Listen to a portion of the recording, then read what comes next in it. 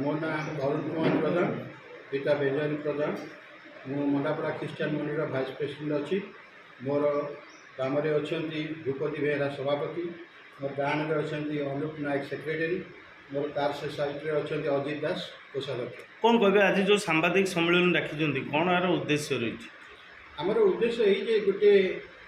भूल चिंताधारा जो प्रकार कथा बुलूची ताकू परिप्रकाश करने जहाँ सत्य प्रकाश करने आम मीटिंग करूँ।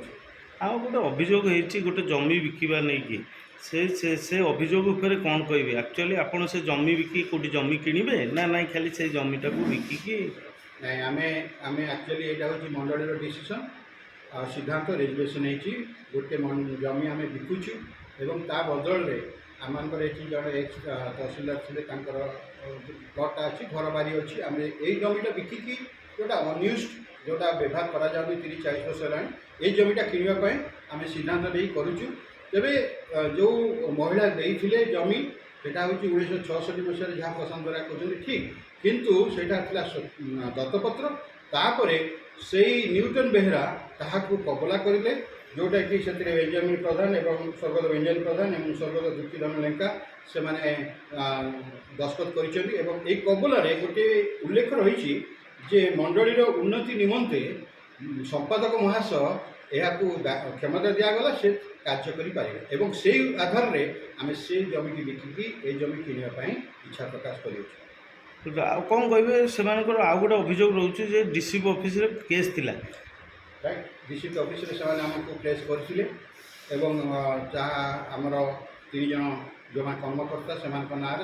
जाइए डीसीपी कोर्ट रे चलला केस चलला डीसीपी कोर्ट आमको यही राय देले जो राय लिखा जाए मंडापड़ा ख्रीस्टियन मंडली and Mandapada Baptist church is a one society the elected body can do everything बोली कहुच्छे the elected body can do everything एवं तौक मत क्लज दि जाऊँगी मंडलीर उन्नति निमंते से माने इच्छा करी कार्य करें जमी बिक्री करें से उल्लेख कर तार डिसीजन पेपर। तो एबे मंडलीर माने आगामी कार्यधारा कौन रो जो माने जो अभियोग आणुचंदी से अभियोग को केमती ग्रहण कर अभियोग तो आम ग्रहण कर कोर्ट को जाऊँ से बड़ कथा नुहे किंतु से जो कहते जे बसिकी गोटे समाधान करवा यहाँ कोर्ट को जी पूर्व करते भल होता आम खुशी होता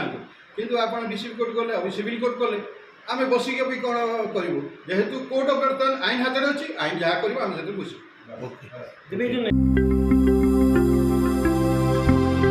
लेटेस्ट न्यूज अपडेट पाई www.nowodisha.com को लॉगिन करंतु।